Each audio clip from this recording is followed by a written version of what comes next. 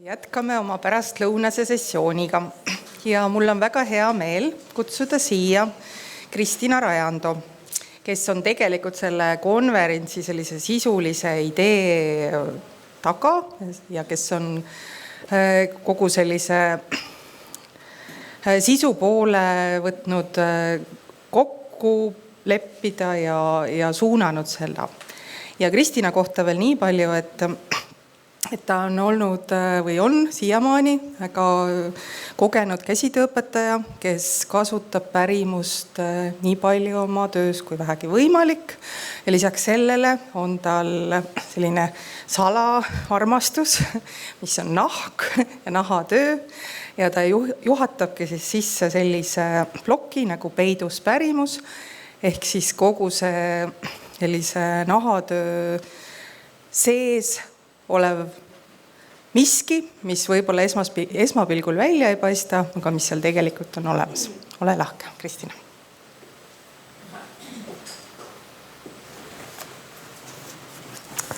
Tervist! Mul on väga hea meel jagada teiega siis ühte oma saladustest. Ja võib-olla tekitas teis kohe ka küsimust, et mis selles siis nii väga peidus on. Aga tõepoolest nahatööd ühel või teisel moel just seda protsessi on püütud peita. Ja võib-olla täna veelgi rohkem, kui esteetilised nõudmised on täiesti muutunud meie igapäeva elus, siis võib-olla veelgi rohkem tahetakse seda protsessi peita. Aga selle protsessi peitmisega läheb nii mõndagi kaduma. Ja ma proovingi teile täna siin läbi siis oma kogemuse teiega koos seda vaadata, kuidas ja mis siis sinna taha jääb ja millised küsimused minul kui siis selles protsessis osalejale ka tekivad. Algused on väga olulised ja tegelikult me ei teagi, kus ühe või teise tegevuse algus meil on. Aga alguseid ei tohi karta, sest sealt on võimalik edasi minna ja see teekond, mis ootab, see on väga, väga põnev.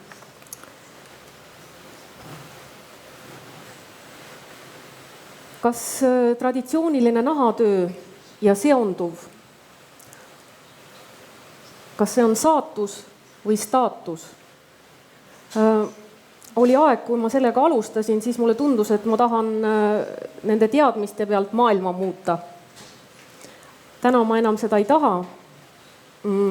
Küll ma tahan teiega seda jagada. Ja mulle tundub, et igal asjal on oma aeg ja me peame teatud asjad ära tundma. Enda omaks mõtlema, enda omaks süvenema.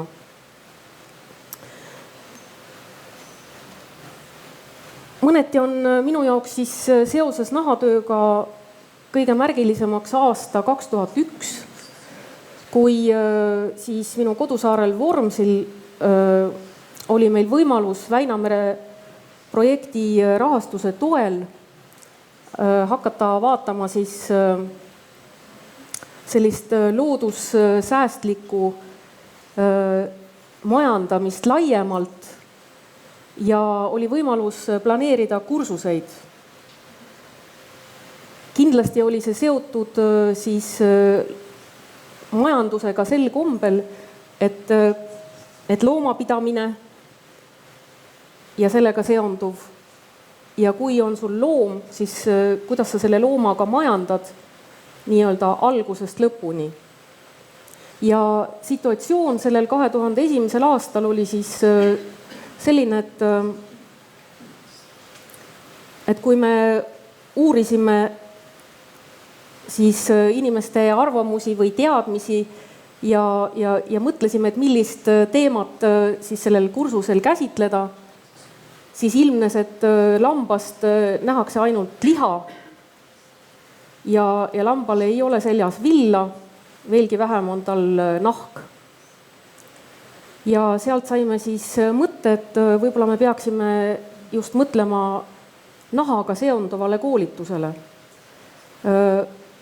Leidsime vormsirootslaste abiga ühe Eva Samuelsoni Gotlandilt, kes tuli siis meile siis oma teadmisi jagama. Aga kuna meie tahtsime ikkagi seda oma Eesti asja hoida, oma Eestimaal, siis tundus, et siia kõrvale on väga oluline teada ikkagi meie oma traditsiooni. Ja olin Kihnu Roosiga mitmel moel kohtunud ja minul äratas nagu kuidagi, ma olin väga liigutatud alati tema sügavapõhjalistest teadmistest. Ta oskas igas teemas midagi sekka öelda ja just oma pärimuslikku, just oma Kihnust. Ja tookord saigi siis kutsutud ka Kihnu Roosi, kes tuli siis Virvega ja Elviga. Nii et meil oli siis ka Kihnu esindus koha peal. Tõesti, sel korral siis tegime läbi ühe nahaparkimise protsessi ja sellele järgnevalt hakkasin huvi tundma, et milline on siis see Eesti seis meil täna. Ja Käsitööliidu kontaktisikute abiga tookord saatsin laiali siis väikese küsimustiku inimestele, et kes mäletab, kes teab, kes oskab midagi naha parkimisest. Ja nii huvitav, kui see ka ei ole, kas siis ei vastatud või ei jõudnud õiged küsimused vastajateni, aga sellist naha parkimisega seonduvat teadjat 2001. aastal ja teisel aastal, see oli umbes 2-aastane selline faas, ei olnud. Ja sealt tuli mõte, et kuna Roosi teadis, et siis ma lähen Roosi juurde. Ja Roosi nõustus siis mind vastu võtma, me olime Roosi juures 3 päeva. Ja võib-olla mis oli mul siis selline esimene valdkonna uurija tarkus oli teha filmi. Teha film kõigest, mida Roosi rääkis. Sellepärast, et sellel hetkel, ma tunnistan ausalt, ma ei saanud peaaegu mitte millestki aru, mida ta tegi, miks ta nii tegi, mida ta ütles. Ma ei saanud isegi kõigest sellest Kihnu keelest aru. Ja seda filmi ma vaatasin hiljem veel mitmeid kordi, ennem kui ma hakkasin aru saama, mida Roosi tegi ja võib-olla, mis veelgi tähtsam, kuidas ta seda tegi. Tänu Roosile sain ma aru ka nendest kirjutistest, mida oli võimalik lugeda Eesti Rahva Muuseumis, küsitluslehed tohututel hulkadel on uuritud inimeste käest naha parkimise kohta, aga see naha parkimise teema ei avanud ennast enne Roosit. Ja ega ta kohe ei hakanud avama ka peale Roosit, peale Roosiga siis nii-öelda selle töö tegemist. See hakkas avanema alles siis, kui ma hakkasin ise reaalselt ja suurel hulgal katsetama. Siis hakkasid need õpetused ja need väikesed vihjed, mis ridade vahel olid, hakkasid ennast avama. Ja need õpetused näiteks, mis ka nendel küsitluslehtedel olid minu jaoks äärmiselt kummalised. Ma võiks neid võrrelda võib-olla isegi sellise koduse pannkoogi valmistamise retseptiga, mida kõik teavad. Igaüks teeb täpselt oma moodi lõdva randmega nii-öelda. See sünnib sel hetkel, sel hommikul ja justkui olid need naha parkimise kirjeldused samalaadsed. Et see oli midagi nii iseenesest mõistetavat, et seda isegi ei olnud nagu põhjust detailselt kirja panna. Kõik ju teadsid. Ja kogu selline uurimistegevus osutus ikkagi nii põnevaks, et võib öelda, et naha ja karvadega sain sellega seotuks. Ehk siis mängib siin meie eesti keel natukene sellele kaasa. Nüüd võib-olla tahaksin selgitada kohe, et mis minu arvates on traditsiooniline nahatöö. Et see ei ole üks või teine meetod, see ei ole tehnika. See algab palju varem kui see, mida mina oma kätega hakkan tegema. See juba elab enne mind ja see elu läheb edasi ka peale mind. Ja mitte ei lõppe. Nii et tõin siia just nagu natuke isegi nagu meelega välja sellised tänased terminid, kui räägitakse siis kas ringmajandusest, jätkusuutlikkusest, eetilisusest, aeglusest ja nulljäägist, et tegelikult kõike seda traditsiooniline nahatöö vägagi sisaldab. Et mõneti tundubki, et tuleb hakata nagu läbi siis selliste tehnoloogiliste terminite seletama midagi, mis on palju lihtsam ja mida on seni jagatud kogemusega. Siis võib-olla on ka hea vaadata siis korra lihtsalt, et milliseid nimesid me enam ei kasuta, kui me räägime naha töötlemisest. Et need on siis vanemad sõnad, mis enne siin sõnaraamatute kasutusele tulekut 19. sajandil tõrjusid siis need vanemad sõnad välja ja asendus siis parkimisega. Nii et puutusingi ka kokku nende vanade sõnadega ja ega ei saanudki aru, millest seal siis jutt oli, kui räägiti näiteks mäitamisest või rookimisest, aga see tähistab siis kogu seda parkimisprotsessi. Siis ilmselt oleks põhjust korra lihtsalt visata pilk peale, et milles seisneb üldse see naha töötlemise selline põhiprotsess. Et siis on võib-olla lihtsam seda järgnevat jälgida. Et eeltööd enne parkimist, siis parkimine on siis kõige tähtsam osa, sest selle läbi siis nahk jääb siis püsiv ja parkimisega püütakse siis saavutada nahale siis omadusi, mis on justkui nagu nii-öelda elusal nahal. Nii et eeltööd kuni parkimiseni ja siis peale parkimist siis selle tegevuse viimistlemine. Siis siin ma olen toonud välja peamised parkimismeetodid, mida on meie siis aladel siin kasutatud. Ja iga parkimismeetodi järgi olen siis ka nimetanud, milliseid aineid kasutatakse selle meetodi juures. Nii et kui me vaatame taimpark, eks ole, puukoored, vesi ja sool, eks, jahuhapatispargil kasutatakse teraviljajahu, vett ja soola.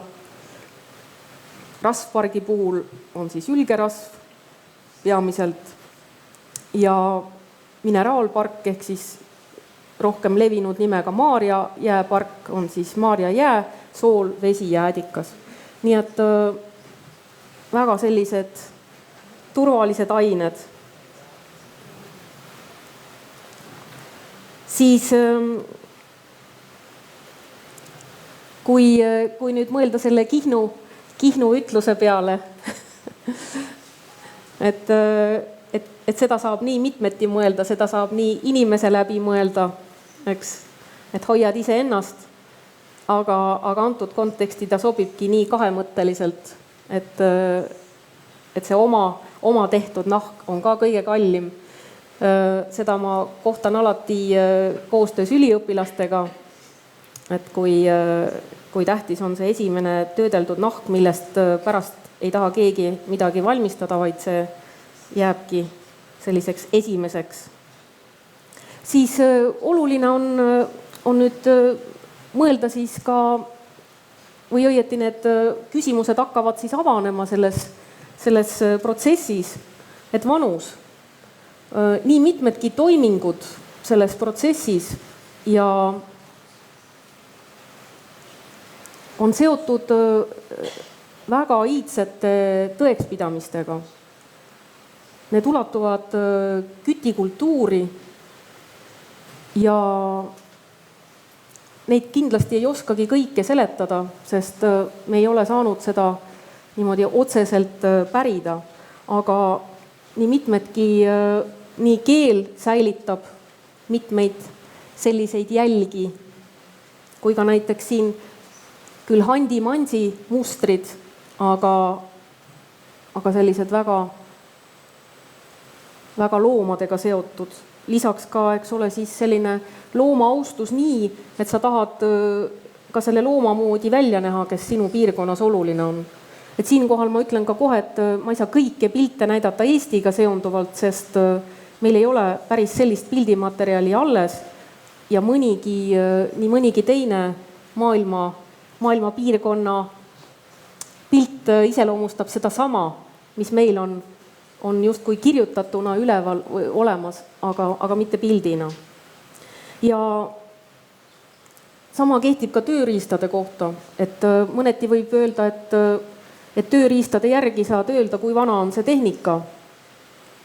Ja siin see lunaarium või lunellum on seal keskel selline poolkujuline kaabits, mis on iga maa juures olen kohanud sellist kaabitsat või iga riigi kuskil, kus ma olen internetis otsinud materjale naha parkimise kohta ja kasutan ise ka sellist, et selline universaalne ja vana tööriist.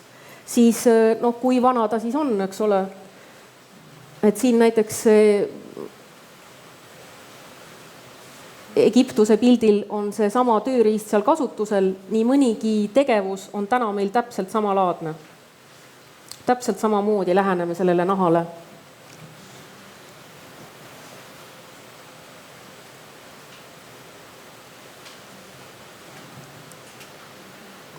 Siis hästi tore leid oli siis selline naha venitamise tööriist nagu koogupuu ja ma ei saanud üldse aru, mis asja selle koogupuuga tehakse.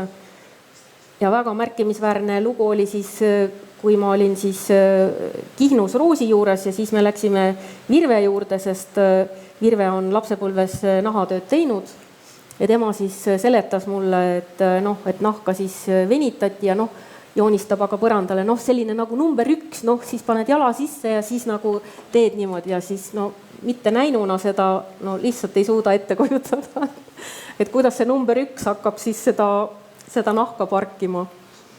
Ja kuni siis Eesti Rahva Muuseumis siis juhtusin siis juba nagu tegevuspildini. Ja seal kõrval siis proovin ise seda teha. Naha venitamine või pehmendamine on üks raskemaid tegevusi selle nahatöö juures ja sellele on kõige rohkem tööriistu üldse. Ja siin on igaüks leiutanud, kuidas aga saaks seda nahka pehmemaks. Aga siis mul on siin üks tore lugu selle kohta ka, mis on siis seotud just selle naha pehmendamisega. Et keegi küsis Kostivere Vandjala külamehelt, kust see tuleb, et sul sirgel mehel niisugune küürakas kasukas on? Kostivere mees vastas, meil on kivised karjamaad ja küürakad lambad, sellepärast ei saa sirget kasukat. Nii et ehk siis ei olnud head tööriistad käepärast. Siis kui seda nahatööd siis veelgi vaadata, siis mis hakkab silma, on siis selline omavormide kasutamine. Siin on üks Gröönimaa pilt küll, aga ilmselt on ka meie Eesti aladel kasutatud umbkasukat. Ma arvan, et see umbkuup tulebki võib-olla üldse kasukast, sest miks peaks rõivast tegema umbselt, et selle aluseks on umbne kasukas, mis nii-öelda siis ühes tükis loomalt võeti. Aga meil ei ole säilinud ühtegi umbkasukat, vähemalt ma ei tea. Siis juba nüüdselt juba levinud, eks ole, jäärakotid, mis meestel olid siis tubakakottideks, väga tähtsad, vajalikud vahendid. Ja noh, näiteks Kihnu Roosilt kuulsin, et siis selle jäärakoti vill, mis siis sellelt kotilt võetakse, et see on ütlemata tähtis kududa kördi paela sisse, et siis see on nagu poiste pilgupüüdjaks. Ja seda kooti ka veimete sisse ehk siis kudumite sisse, et veimed vastu võetakse, et need oleksid siis nagu meeldivad siis kogukonna poolt, oleksid siis tunnustatud need veimed ehk siis jah, pulmaannid. Siis lihtsalt üks väike minu mäng selle. No oma vormidest veel kitsekepsud, et kui osavalt võtad siis ja näed nii-öelda, siis teed mustreid ilma, et sa peaksid midagi liigselt ise tegema. Oma vormide kasutuse alla kindlasti käib ka pillid, meie torupill ja põispill. Siis kindal siis maokiri, aga seda ei tea ennem, eks kui sa oled korra selle mao sisu näinud, mis on siis mao võrkmiku osa. Siis põis, mis loomal, eks ole, hoiab vedelikku kinni. Noh, siin on puhtalt inspiratsiooniks. Kõristi, mida me nimetame ju kõristi, aga ta ongi kõrist. Et sõnad teinekord on palju kõnekamad, kui me vähegi nagu ainult jõuame sellele peatuda. Et siin on hanekõrist tehtud kõristi lapsele. Siis silma hakkab käepärasus. Et see on see, mida ma ka Roosi juures väga palju nägin, aga siin on ka lihtsalt, et sa teed seda tööd nende vahenditega, mis sinu ümber on. Ühel pool on siis, eks ole, kasutatud ära selleks naha pehmendamiseks siis looma hambaid, eks ole. Ja teisel pool siis kasutab inimene siis oma hambaid selleks, et seda nahka kinni hoida ja venitada. Siis maitsmine ja võt see on ka kõik see, mis on alati peidus selle naha parkimise juures, aga nii mitmedki retseptid ütlevad, et maitse, et see peab olema vaat selle õige maitsega või. Aga milline see õige maitse on? Eks, et see nõuab aega, et seda siis teada ja kas ma seda teangi. Aga siin on osadel rahvastel olnud ka tava, et Eskimo või inuiidi naised siis ka olen lugenud, et need, kellel hambaid ei olnud, et vanad naised, et need olid eriti hinnatud, sellepärast, et nemad nätsutasid selle naha hästi pehmeks ilma siis seda nahka kahjustamata. Siis noh, et sellest käepärasusest, et see on Roosi parkimistöökoda, eks. Ehk siis see on nagu, see ongi nagu see käepärasus, see ongi see, mis sinu ümber on ja see on see tarkus, eks ole, kasutada, sa tead, mida sa pead tegema ja sa leiad need vahendid. Nii et me võtame sealt samast puu alt natuke seda vedelikku seal juurde ja siin on, eks ole, selline laualatt lihtsalt selleks, et seda nahka pärast kaapida. Et see oli minule ka esialgu väga suureks üllatuseks, et oota, mis mõttes. Et kuidas siis niimoodi. Siis otstarbekus, mis kindlasti silma jääb.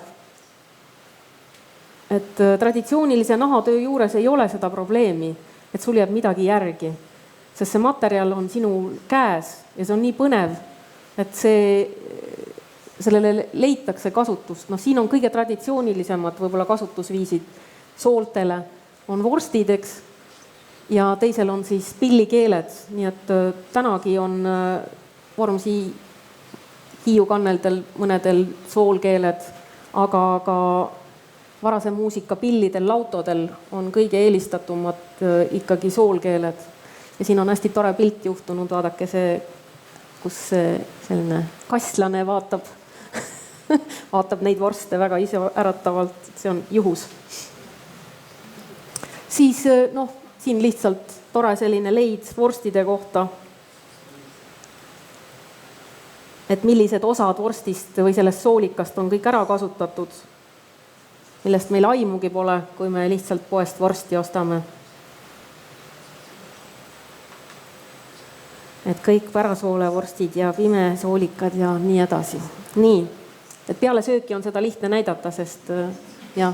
Aga siis siin on lihtsalt meile pildiks, et kui suured on näiteks, eks ole, Gröönimaal siis mereloomade sooled, millest nemad valmistavad siis ka rõivaesemeid. Ja siin on mõned minu sellised lustimised, et tõesti, kui see materjal on sul käes, siis see vaimustus on suur. Ja kui ma hakkasin siis sooli erineval kombel töötlema, siis mulle tundus, et ma pean sellest tegema raamatu, kui mitte öelda entsüklopeedia. Et siin on erinevatel lehekülgedel olen siis erineva töötlusega ja erineva looma sooled olnud. Siis siin ka on siis kas käevõru või kaelaehe, kuidas võtta. Siin proovisin, et kuidas oleks soolt kasutada nagu paelana või nagu siis sellise, nii et see lõpmatus, mis seal sees keerleb, et see on sool. Siis silma hakkab kindlasti kokkuhoid. See on lihtsalt tore pilt kokkuhoiu tähistamiseks. Aga siin ma loen ka ühe sellise loo, et kingsepp hakanud naist võtma ja pruut ütelnud, kui sa veel hammastega nahka venitad, siis ma sulle ei tule. Peigmees lubanud, et hammastega enam nahka ei venita.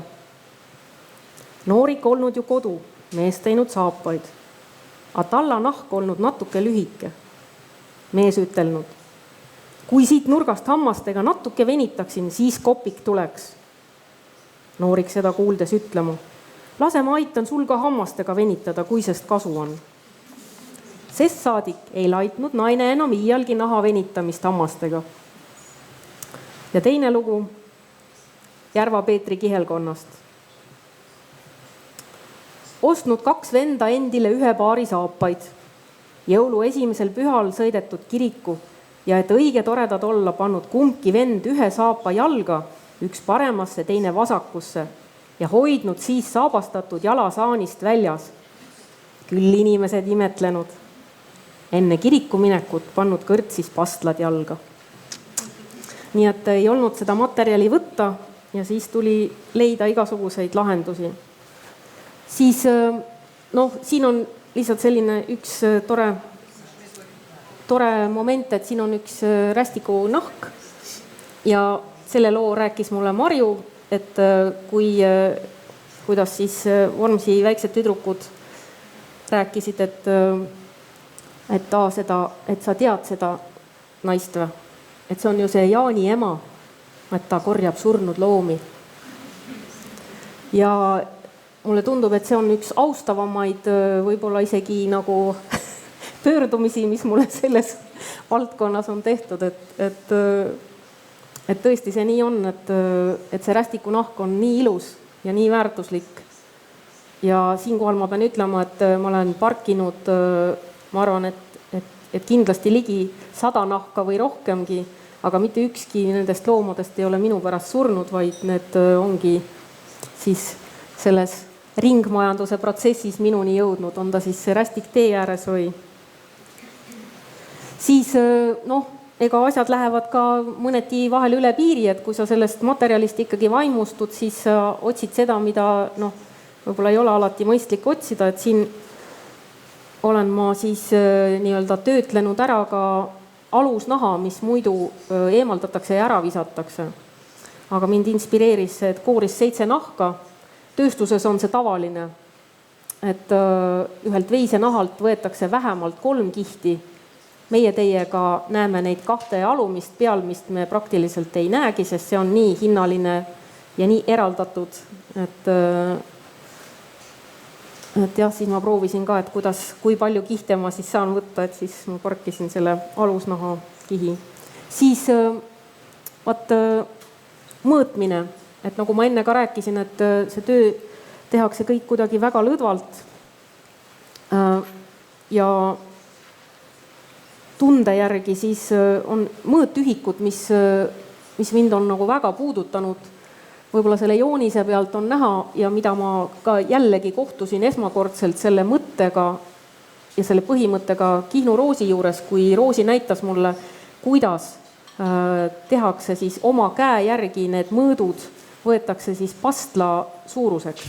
Et see ehk siis, kui täna meil on lõiked, mida me võtame ajakirjadest või on meil mõnel teisel kombel need lõiked meile ette valmistatud, me oleme kokku leppinud suurusnumbrid, aga traditsiooniliselt on mulle kogu aeg silma jäänud see, et kuidas need rahvariided kõik nii hästi seljas istuvad. Kuidas see võimalik on? Nendel ei olnud ju mingeid lõikeid või kuidas see on, aga et see on toimunud mõõtmine iseenda mõõtmise ühikute kaudu. Ja et see on nagu see üks pool sellest mõõtmisest, mida ma ka kohtan ühel või teisel kombel selle nahatöö juures, aga siis siin kõrval need kirjalikud osad on siis, jõuan siis selle nii-öelda selle meelte juurde, et kuidas siis teada, kui palju ma pean lisama kartuleid, kui seda pannakse silma järele. Ja kuidas see vill siis venib. Ja kui valmis nahk on käe vastu karune, aga ei ole pehme, iga naha kohta 2 rumikutäit. Rumik, nüüd ma tean, on 2 pihku panen kokku, eks ole, aga iga ühe meist pihud on ju erinevad ja me oleme harjunud ju siin grammidega, eks ole, et kuidas ma siis määran, kui palju ma tean, kuidas see tegelik kogus on. Ja õige lõhn, see mulle eriti meeldib. Õige lõhn. Seda see nahatöö juures on. Vajalik teada õiget lõhna. Nii et mulle tundub ka, et need meeletööriistad, et need meil on natukene kängu jäänud ja mina olen sellega kokku puutunud oma nahatöös ja natuke puutun sellega kokku igapäevatöös lastega.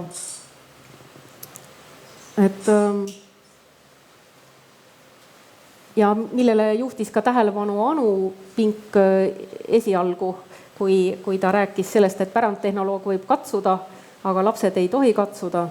Et see tõepoolest tegelikult on väga oluline, et me katsume, me tunnetame neid materjale. Eks. Ja ütleme see viimane väide, et tehnoloogia jätab meid ilma, et see väide pigem on siis, kui me arvame, et kõik me peame ära tehnologiseerima. Ei tohi. Võime oma tööprotsessi lihtsustada, aga kindlasti mõõdukalt. Siis minu meelest on see täiesti tänapäevane väide, kuigi väga kaua aega tagasi. Et kas pole nii, et kui käsi on jäetud harimata, võiks niisama hästi rääkida poolikust haridusest, nagu siis, kui jutt on peast või südamest. Siis siin on lihtsalt jälle väike nali, aga ütleme, et kui kaugele võib üks pärimusdetektiiv ja siis nagu fänn minna, on siis see, et ühel järjekordsel momendil, kui ma töötlesin põdrasooli ja mõtlesin, et mitu kihti ma siis kõik nendest saaksin ja mis ma kõik teeksin, siis äkki näen, et põdrasoole sees on selline ilus kollane lint. Juba kujutan ette, kuhu ma selle kõik panen ja mida ma sellega kõik teen. Ja see käis murdosa sekundite jooksul kõik, mida ma juba kõike nägin. Aga see ei ole ju lint. Need on ju ussid. Ja siis oli mul korraks käis peast läbi, pargin ära. Ei pargi. Aga tõesti, nad on väga ilusad kollased. Siis võib-olla ütleme see, selline mõneti siis pahupool ühelt poolt, aga teiselt poolt jälle, et kuidas me ise majandame. et karakull, ma arvan, te teate kõik, mis tähendab karakullnahk, eks ole, et on siis kindlatõuline lammas, aga mitte siiski nahk ei ole siis lambanahk, vaid on tallenahk ja veelgi hullem, et kuni 7. elupäevani on see nahk sellise säbrususega, mida siis loetakse väärtuslikuks. Ja veelgi hullem on siis olukord, et kõige parema naha saab siis, kui sa kutsud sünnituse esile, ehk siis emaslooma siis Afganistani traditsiooni kohaselt siis pekstakse seni, kuni sünnitus algab ja siis see nahk, mis siis sellel vastsündinul on kõige väärtuslikuma säbrususega.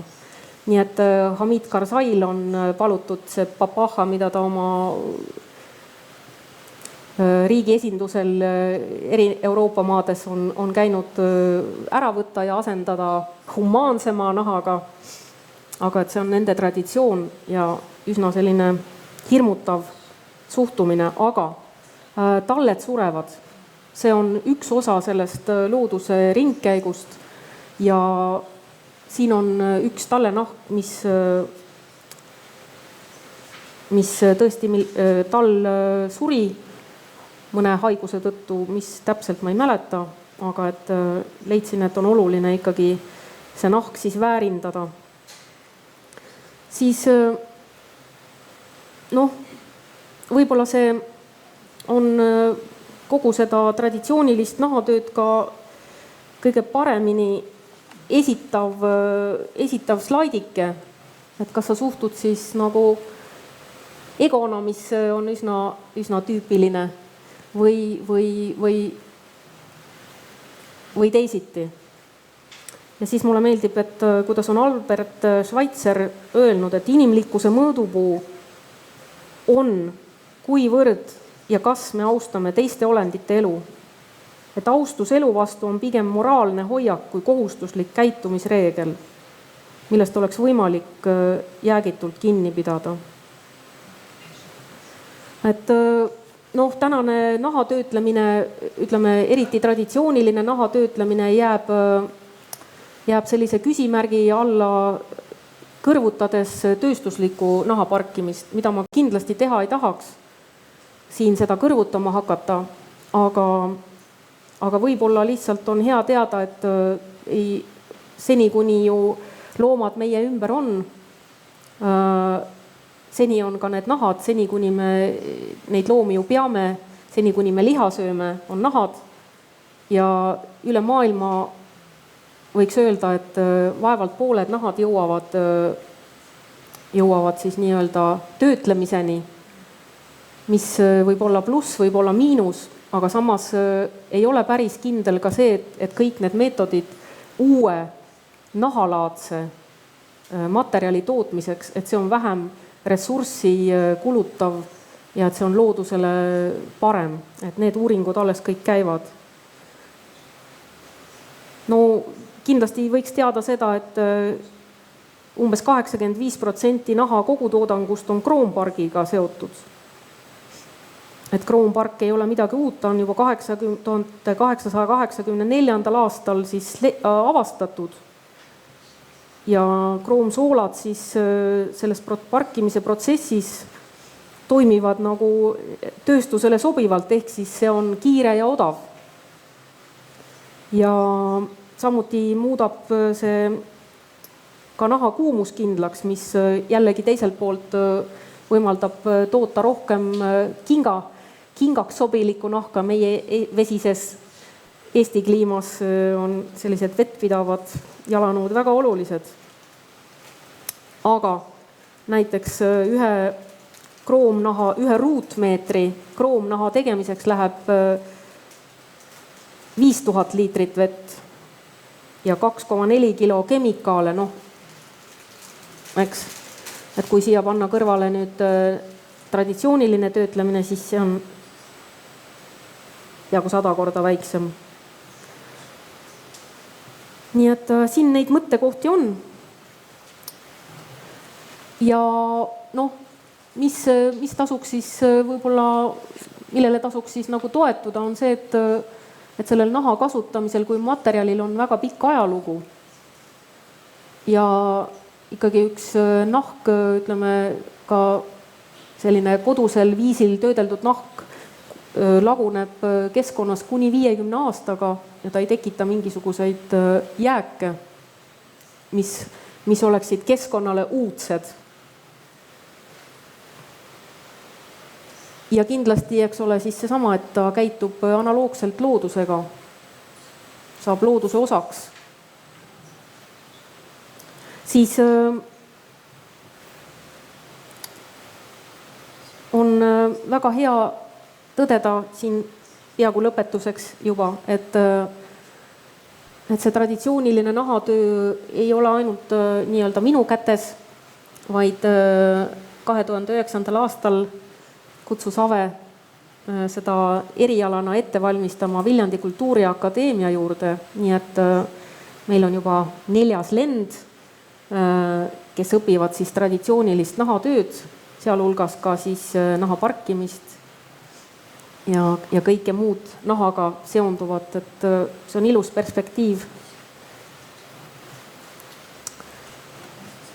Nii et mis viga teise naha peal elada. Aitäh!